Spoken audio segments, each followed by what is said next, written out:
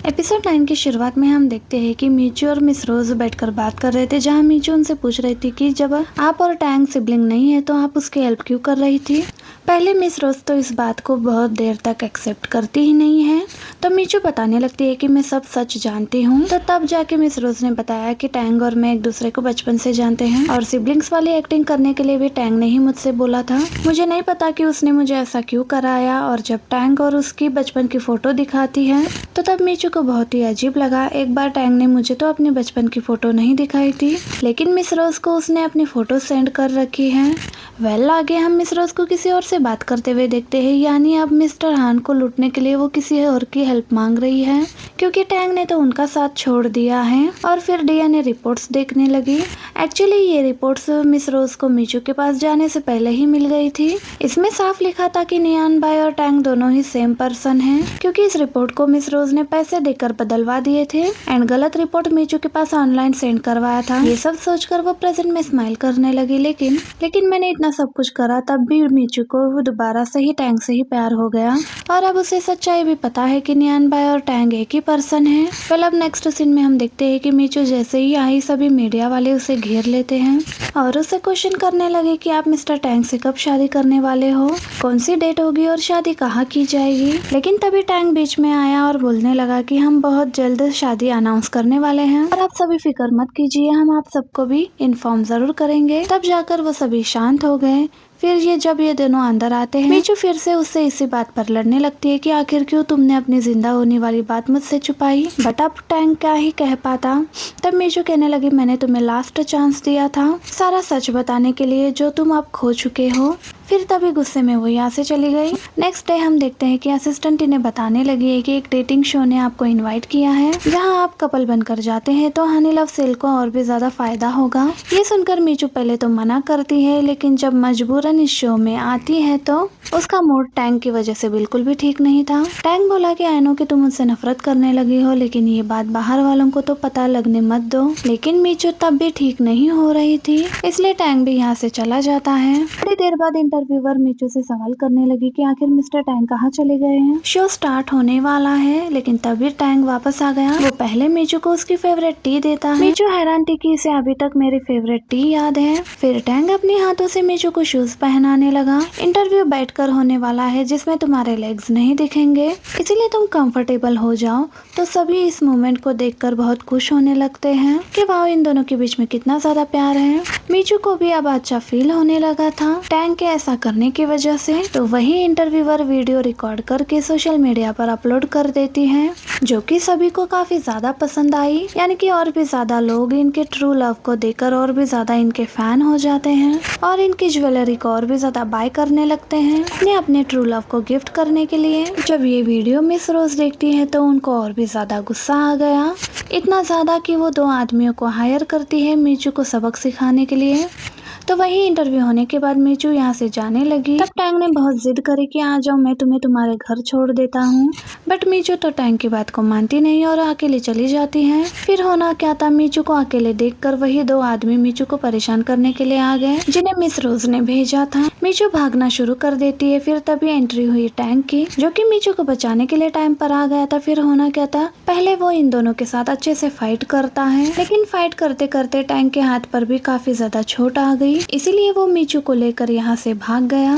दोनों ही एक जगह आकर छिप गए। मीचू काफी ज्यादा डरी हुई होती है। तो वही 2 आदमी इन दोनों को ढूंढने के लिए दूसरी डायरेक्शन में चले जाते हैं। तो तब टैंग को बहुत अच्छा लगने लगा कि मीचू कैसे मेरे इतनी क्लोज हैं। तो तब मीचू पूछने लगती है कि क्या वो लोग चले गए। तो तब टैंग कहता है कि नहीं, क्योंकि टैंग का बिल्कुल भी मन नहीं कर रहा था मीचू को खुद से दूर करने का, क्योंकि अब टैंग के हाथ पर बहुत ज्यादा चोट भी लग चुकी थी। इसलिए मीचू टैंग के हाथों पर टैंग के घर में उसे मेडिसिन भी लगाती है। टैंग मनी मन कहने लगा कि माना ये शो नहीं कर रही है, लेकिन मुझे आज भी पता है कि ये आज भी मुझसे बहुत ज्यादा प्यार करती है। मीचू कहती है कि मुझे घूरना बंद कर दो एंड अब मैं यहाँ से वापस अपने फादर के घर जा रही हूँ। टैंग बहुत ही ज्यादा कोशिश करता है मीचू को रोकने की, पर जब वो रुकी नहीं तो टैंग कहने लगता है कि मेरे हाथों में बहुत ज्यादा पेन हो रहा है, पता नहीं ये दर्द कब तक रहेगा और यहाँ कोई है भी नहीं मेरे पास मेरा ख्याल रखने के लिए, यानी कि मैं बिल्कुल अकेला हूँ।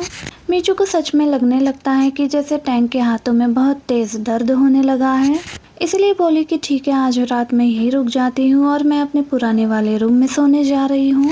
तो ये देखकर टैंग बहुत ही ज्यादा खुश हो गया। एंड अब हम देखते हैं कि मीचू को रात में भूख लगी, वो फ्रिज में कुछ खाने का सामान लेने के लिए आती है। एंड तभी टैंग भी यहाँ पर आ गया और मीचू के क्लोज होकर ब्रेड खाने लगा। मीचू कहने लगती है कि क्या तुम पागल हो गए हो जो ऐसा कर रहे हो? तब टैंग बोला कि हाँ, मैं पागल ही हो गया हूँ तुम्हारे प्यार में। और फिर तभी मीचू को किस करना शुरू कर देता है। मीचू बहुत ही कोशिश करती है टैंग को दूर करने की, पर कर नहीं पाती। फिर दोनों ही एक दूसरे को किस करने लगते हैं, जिसके बाद इन दोनों को मॉर्निंग में अब साथ दिखाया गया। टैंग उठा और देखने लगा कि मीचू कहाँ पर गायब है। जिसके बाद बाहर आता है तो उसे पता चलता है कि मीचू कंपनी जाने के लिए रेडी हो रही है। अब वो टैंग को खुद से दूर भी कर रही थी। जब जब वो उसके क्लोज आ रहा था, टैंग बोला कि तुम इतनी बेरहम कैसे हो सकती हो। तब वो कहती है कि अब हम अडल्ट्स हैं, इसलिए रात में जो कुछ भी हुआ वो सिर्फ एक मिस्टेक थी एंड मैंने तुम्हें अभी भी माफ नहीं करा है। टैंग हैरानी से मीचू को देखने लगता है कि तुम ऐसा नहीं कर सकती हो मेरे साथ। एंड अब दिखाया जाता है कि जब मीचू यहाँ से जा रही होती है तब टैंग भी उसके पीछे पीछे आ रहा था।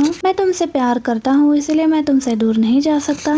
मैं तुमसे इसलिए दूर नहीं जा सकता बल्कि मैं तुम्हें हमेशा फॉलो ही करता रहूंगा। कि तभी हम देखते हैं कि हैरी भी यहाँ पर आ चुका है एंड पूछने लगा कि तुम दोनों के बीच सब ठीक हो चुका है। तब टैंग ऐसे रिएक्ट करता है जैसे यहाँ कभी हम दोनों के बीच में लड़ाई हुई ही नहीं थी, यानी हम शुरू से साथ ही हैं। और फिर तभी जबरदस्ती मीचू को यहाँ से अपने साथ लेकर जाता है ताकि मीचू खड़े होकर हैरी से यहाँ पर बात ना करे। वेल, अब हम नेक्स्ट सीन में देखते हैं कंपनी में हनी लव सीरीज की मीटिंग चल रही थी। तो तब कुछ लोग बोले कि यानी अब हमारे रियल प्रेसिडेंट यानी मिस्टर टैंग वापस आ चुके हैं, तो मिस मीचू प्रेसिडेंट की सीट पर क्यों हैं? यानी कि अब उन्हें इस सीट से हट जाना चाहिए। वैसे भी इस कंपनी में सबसे ज्यादा शेयर्स मिस्टर टैंग नहीं दे रखे हैं।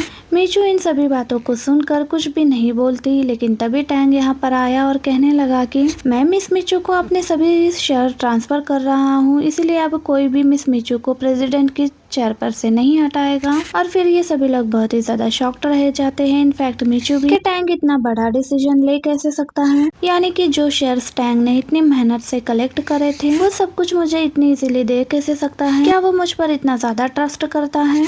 मीचू यही सोच रही थी कि तभी सीन कट हुआ है और यहाँ टैंग किसी से कॉल पर बात कर रहा था और बोला कि मुझे मिस रोज के बारे में और भी ज्यादा डाटा कलेक्ट करवाना है कि आखिर वो किससे ज्यादा मिलती है और किससे ज्यादा सबसे ज्यादा बात करती है, या फिर अब वो किसकी पार्टनर है। और फिर वो उस दिन को याद करने लगा जब वो उस दिन वो मीचू के कैबिन में प्रॉपर्टी के पेपर को देखने गया। उसने देखा था कि मीचू के फादर मिस्टर हान को, तब उसे ये बात पता चली कि मीचू उनकी रियल डॉटर है। वो भी तब जब मुझे शूट कर दिया गया था, यानी कि मुझे मरवाने के पीछे मिस्टर हान का कोई भी हाथ नहीं है, बल्कि मिस्टर हान को ही फंसाया जा रहा था। बल्कि कोई ऐसी बात है जो मिस रोज मुझसे छुपा रही है, इसी वजह से अब मैं उनका पार्टनर नहीं हूँ और अब मैं बहुत ही जल्द सच्चाई का पता लगा कर ही रहूंगा कि आखिर मुझे मरवाने के पीछे किसका हाथ था। मैं मीचू को भी सच्चाई इसीलिए नहीं बता रहा था क्योंकि अभी मैं खुद बहुत ही ज्यादा कंफ्यूज्ड हूँ। कि तभी मीचू यहाँ पर आ गई एंड टैंग से पूछने लगी कि आखिर तुम ऐसा क्यों कर रहे हो, यानी तुमने अपने मेहनत के सभी शेयर्स मुझे क्यों दे दिए? तब टैंग कहने लगा कि इसलिए कि तुम बिलीव कर सको कि मेरी लाइफ में तुमसे ज्यादा इम्पोर्टेंट और कुछ भी नहीं है। और फिर मीचू से बोलने लगा कि मीचू मुझे माफ कर दो, एक्चुअली मैंने तुमसे सच्चाई इसलिए छुपाई कि एक्चुअली मुझ में हिम्मत ही नहीं बची थी कि मैं तुम्हें कुछ भी बता सकूं, बल्कि मैं खुद भी काफी ज्यादा रोता था जब जब मैं तुम्हें खुद के लिए रोते हुए देखता था। और फिर तभी मीचू को क्लोज करते हुए पूछने लगा कि क्या तुम्हें वो दिन याद है जब तुमने अपना लॉकेट खो दिया था? उसको मैंने ही तुम तक वापस पहुंचाया था। मीचू उस दिन को याद करने लगती है कि कैसे उस दिन लॉकेट खुद से उसके पास आ गया था और उसे पता भी नहीं चला कि जो पर्सन अभी मेरे पास से गुजरा है वो टैंग ही है। टैंग प्रेजेंट में मीचू को बहुत ज्यादा सॉरी करने लगा था एंड तरह तरह की प्रोमिसेस भी कि अब वो मीचू को कभी छोड़ कर जाएगा और ना ही कभी झूठ बोलेगा।